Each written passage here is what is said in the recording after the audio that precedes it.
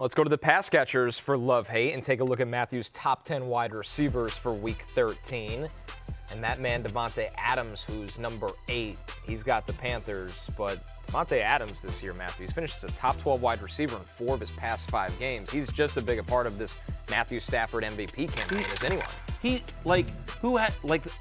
anytime touchdown odds on DraftKings Davante Adams every week is like close to minus 200 because he's so automatic. It's so insane for a wide receiver to do what he's doing in his past 5 games. Just his past 5 games, he's had 11 end zone targets, right? Not red zone targets, end zone targets. 11 in the past 5. He's had at least 2 in all but 1 game during that span. J.C. Horn in the concussion protocol. Panthers on the short week traveling back from San Francisco here as well. So, Davante Adams, my wide receiver 8 this week, an automatic start, but makes the love list, I think, an elevated opportunity for him this week.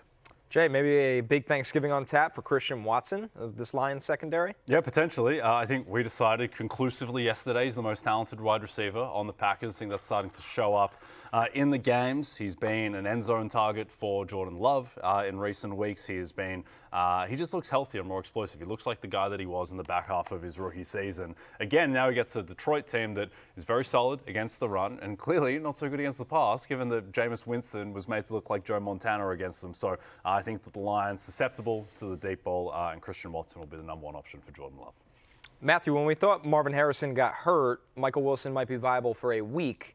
After 2 great weeks and a lot of praise from his coaches, it feels like Michael Wilson might be here to stay. It's unbelievable. Over the last 2 weeks, he's wide receiver 3 in utilization score. He's finished as a top 10 wide receiver in both weeks. 32% target share, team high, obviously, each of the last 2 weeks. It's a great matchup against Tampa Bay. Over the last month, no team in the NFL allows more receiving yards per game to wide receivers than the Tampa Bay Buccaneers.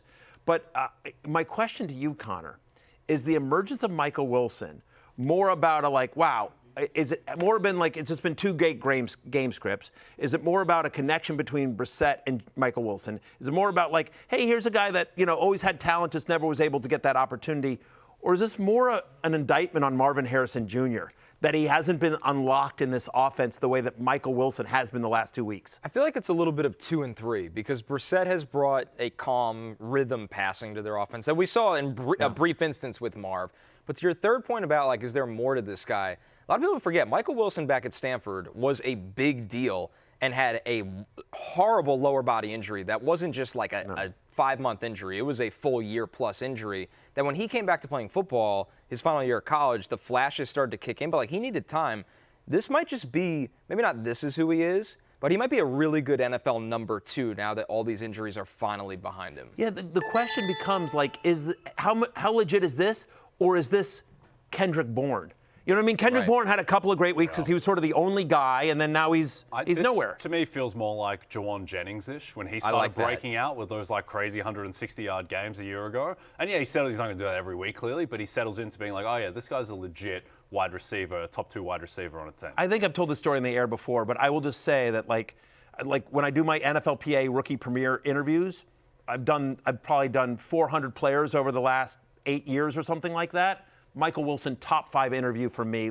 One of the greatest kids you'll ever, just loved the kid. And a lot of people would agree with you. Yeah, universal praise from scouts, coaches, media, teammates. Yeah. So I don't know. I don't know if they're married yet. It's either his longtime girlfriend, his fiance, or his but his significant other is on the U.S. Women's National Team, by the way. I said this to Michael when we were talking about it in the interview. I'm just like, can I buy stock in your kids? Right. What sports are your kids playing? Whatever stock your kids are playing, whatever sport your kids are playing, I'd like to buy stock in them as well. The foot brawler, Michael Wilson over Tirico or Flowers?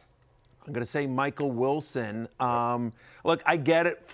Flowers against Cincinnati, so you're always it always feels dangerous to say no against Cincinnati, but feels like that's a Mark Andrews, Derrick Henry game. Flowers will get his, but I have Wilson at 15.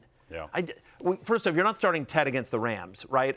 And you have these 2 options. No. But I don't know how you bench Michael Wilson after these last you got 2 to play weeks. Michael Wilson. Zay Flowers, every week Zay Flowers is like 5 for 64 and no touchdowns. Like it's just like a recurring theme. And then Tedero McMillan just doesn't have a real life quarterback. Like it's just what Bryce has done outside of that game against Atlanta has been very grim. Also, Arizona plays in these fantasy-friendly scripts that are a dream. Yeah, it's like, we're down 20, let's throw the ball 40 times. 40, I mean, absolutely. The over-under in this game, by the way, 44.5. I might take the over between Arizona and Tampa Bay. That seems low for two decent offenses and two bad defenses.